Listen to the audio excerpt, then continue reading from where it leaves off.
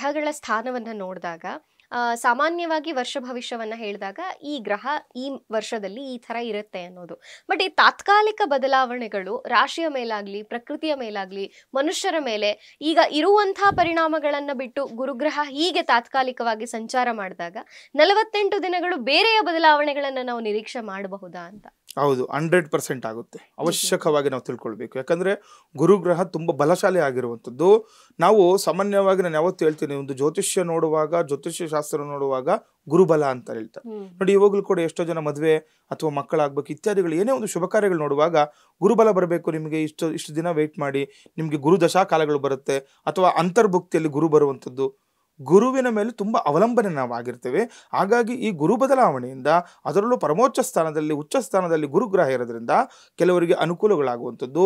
ತಾತ್ಕಾಲಿಕ ಆ ಗುರುಬಲದಿಂದನೂ ಕೂಡ ಅನುಕೂಲ ಆಗುತ್ತೆ, ಅಥವಾ ಕೆಲವರಿಗೆ ತಾತ್ಕಾಲಿಕ ನಷ್ಟವನ್ನು ಕೂಡ ಅನುಭವಿಸು. ಅದೆಲ್ಲ ಈಗ 48 ದಿನಗಳ ಕಾಲ ಮಾತ್ರ ಇರುವಂಥದ್ದಾಗುತ್ತೆ. ಹಾಗಾಗಿ ಈ 12 ರಾಶಿಗಳ ಭವಿಷ್ಯವನ್ನು ಕೂಡ ನೋಡ್ಕೊಳ್ಳೋದು ಅಷ್ಟೇ ಅವಶ್ಯಕವಾಗಿರುತ್ತೆ ಈ ಗುರು ಬದಲಾವಣೆಯಿಂದ. ಖಂಡಿತ ಗುರುಗಳೇ.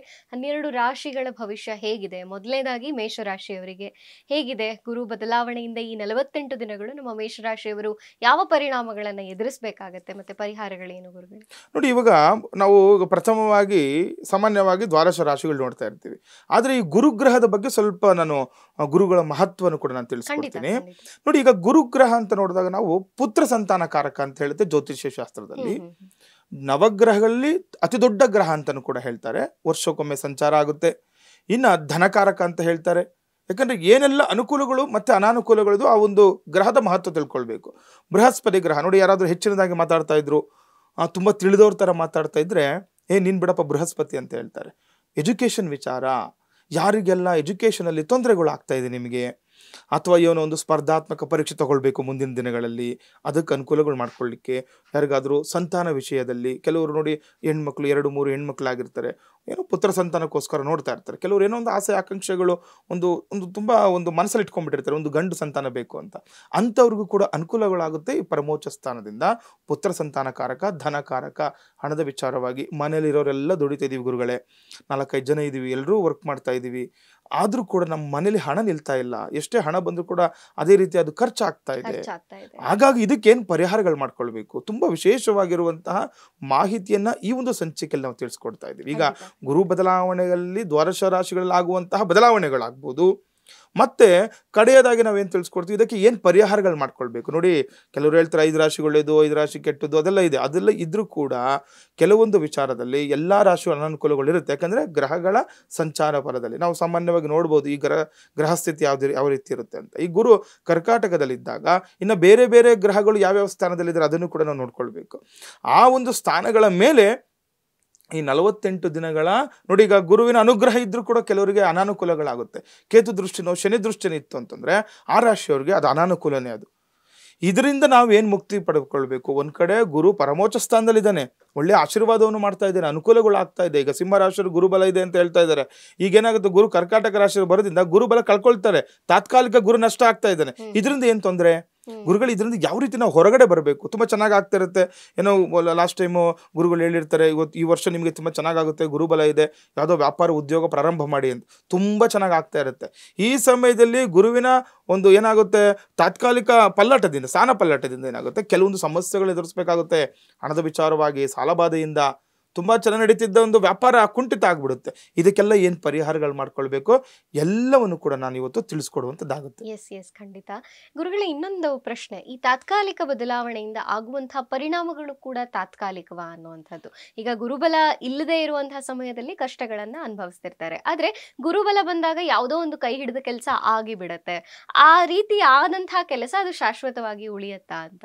ನಷ್ಟಗಳಾದ್ರೂ ಅಷ್ಟೇ, ಅದು ಹೇಗಿರುತ್ತೆ ಗುರುಗಳೇ? ನೋಡಿ, ಈಗ ಹೇಳುವಂಥದ್ದು ಇದು ತಾತ್ಕಾಲಿಕನೇ, ಇದು ಪರ್ಮನೆಂಟ್ ಅಲ್ಲ. ಇದು ಅದೇನು ಹೇಳ್ತಿದ್ರೆ ತಾತ್ಕಾಲಿಕ ಬದಲಾವಣೆ ಅಂತಾನೆ ಹೇಳ್ತಾ ಇರುವಂಥದ್ದು. ಕೆಲವರಿಗೆ ತಾತ್ಕಾಲಿಕ ಗುರುಬಲ ಬರುತ್ತೆ, ಅಥವಾ ಕೆಲವರಿಗೆ ತಾತ್ಕಾಲಿಕ ನಷ್ಟಗಳಾಗ್ಬೋದು. ಇದೆಲ್ಲವೂ ಕೂಡ ತಾತ್ಕಾಲಿಕವಾಗಿರುತ್ತೆ, 48 ದಿನಗಳ ಕಾಲ ಇರುತ್ತೆ. ಆದರೆ ನೋಡಿ, ಯಾವುದೇನೇ ಆಗ್ಬೋದು, ತಾತ್ಕಾಲಿಕನಾಗಲಿ ಅದು ಬೇರೆ ವಿಚಾರನಾಗಲಿ, ಈ 48 ದಿನಗಳ ಕಾಲ ನೀವು ಈ ಒಂದು ವ್ರತವನ್ನು ಮಾಡಿದಾಗ ಒಂದು ಮಂಡಲ ಅಂತ ಹೇಳ್ತೀವಿ ನಾವು, 48 ದಿನಗಳ ಕಾಲ ಒಂದು ಮಂಡಲ ಪೂಜೆ ಅಂತ ಇದು. ಈ ಮಂಡಲ ವ್ರತವನ್ನು ನೀವು ಅನುಷ್ಠಾನ ಮಾಡಿದ್ರೆ ಏನಾಗುತ್ತೆ, ನಿಮಗೆ ಏನು ಅನುಕೂಲಗಳಾಗಬೇಕು ನೋಡಿ. ನಾನು ಒಂದೇ ಹೇಳ್ತಾ ಇದ್ದೀನಿ, ಅವಶ್ಯಕವಾಗಿ ಎಲ್ಲರೂ ಕೂಡ ತಿಳ್ಕೊಂಬಿಡಿ, ಗುರುಬಲ ಇದ್ದರೆ ನಿಮ್ಗೆಲ್ಲ ವಿಚಾರದಲ್ಲೂ ಅನುಕೂಲ ಆಗುತ್ತೆ. ಯಾರಿಗೆ ಮನೆಯಲ್ಲಿ ಮದುವೆ ಆಗ್ತಾ ಇಲ್ಲ, ವಿಳಂಬ ಆಗ್ತಾ ಇದೆ, ಅಥವಾ ನಿಮ್ಮ ವ್ಯಾಪಾರ ಉದ್ಯೋಗದಲ್ಲಿ ತೊಂದರೆಗಳು ಅನುಭವಿಸ್ತಾ ಇದ್ದೀರಾ, ಪುತ್ರ ಸಂತಾನಕ್ಕೆ ನೋಡ್ತಾ ಇದ್ದೀರಾ, ಹಣದ ವಿಚಾರವಾಗಿ ಆರ್ಥಿಕ ಸಂಕಷ್ಟದಿಂದ ಇರ್ತೀರಾ, ಸಾಲ ಬಾಧೆಯಿಂದ ನರಳ್ತಾ ಇರ್ತೀರಾ, ಇಂಥವ್ರಿಗೆಲ್ಲ ಈ 48 ದಿನಗಳ ಕಾಲ ನೀವೇನಾದರೂ ವ್ರತನಿಷ್ಠೆ ಮಾಡಿ ಅನುಷ್ಠಾನ ಮಾಡಿ 48 ಒಂದು ಮಂಡಲಗಳ ಗುರುಗ್ರಹದ ಆರಾಧನೆಯನ್ನು ಮಾಡಿಕೊಂಡ್ರೆ, ಗುರುಗ್ರಹದ ಆರಾಧನೆ ಜೊತೆಯಲ್ಲಿ ನಿಮ್ಮ ಕುಲ ಗುರುಗಳನ್ನು ನೀವು ಪ್ರಾರ್ಥನೆ ಮಾಡ್ಕೊಂಡ್ರೆ, ಅವರನ್ನು ಭೇಟಿ ಮಾಡಿದ್ರೆ, ಅವರಿಂದ ಆಶೀರ್ವಾದವನ್ನು ಪಡ್ಕೊಂಡ್ರೆ ನಿಮಗೇನಾಗುತ್ತೆ, ನಿಮ್ಮ ಈ ಎಲ್ಲ ಕೆಲಸ ಕಾರ್ಯಗಳಲ್ಲಿ ಕೂಡ ನೀವು ಯಶಸ್ಸನ್ನು ಪಡ್ಕೊಳ್ಬೋದು. ಗುರು ಬಲ ಹೆಚ್ಚಾಗಿದೆ, ಅದನ್ನು ನಾವು ಉಪಯೋಗ ಮಾಡ್ಕೊಳ್ಬೇಕು. ಹಾಗಾಗಿ ಎಲ್ಲ ರಾಶಿಯವ್ರಿಗೂ ಹೇಳೋದೊಂದೇ, ಈಗ ಒಂದೊಂದು ರಾಶಿಯವ್ರಿಗೆ ನಾನು ಹೇಳ್ತೀನಿ, ಈಗ ಮುಂದಿನ ದಿನಗಳಲ್ಲಿ ಈಗ ಒಂದೊಂದು ರಾಶಿಯವ್ರಿಗೆ ಯಾವ ರೀತಿ ಅನುಕೂಲಗಳು ಅನಾನುಕೂಲಗಳು ಎಲ್ಲವನ್ನು ಕೂಡ ತಿಳಿಸ್ಕೊಡ್ತೀನಿ. ಆದರೆ ಗುರುಬಲ ಇಲ್ಲ ಅಂದರೂ ಕೂಡ ನೀವೇನು ಚಿಂತೆ ಮಾಡುವ ಅವಶ್ಯಕತೆ ಇಲ್ಲ.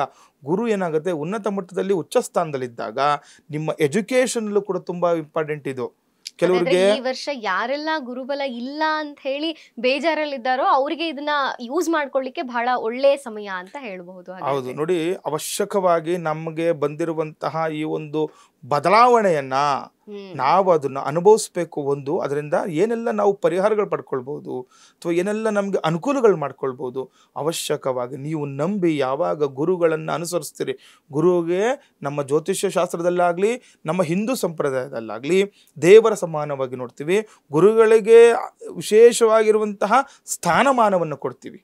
ಯಾಕಂದ್ರೆ ಗುರುರ್ ಬ್ರಹ್ಮ ಗುರುರ್ ವಿಷ್ಣು ಗುರುದೇವೋ ಮಹೇಶ್ವರ ಅಂತ ಹೇಳ್ತೀವಿ. ಗುರು ಸಾಕ್ಷಾತ್ ಪರಬ್ರಹ್ಮನಿಗೂ ಕೂಡ ಹೋಲಿಸ್ತೀವಿ ನಾವು. ಅಂಥ ಒಂದು ಗುರುಗಳಿಂದ ಈ 48 ದಿನಗಳ ಕಾಲ ನೀವು ಆಶೀರ್ವಾದ ಪಡ್ಕೊಳ್ಲಿಕ್ಕೆ ತುಂಬ ಶುಭಪ್ರದವಾದ ದಿನಗಳು ಅಂತ.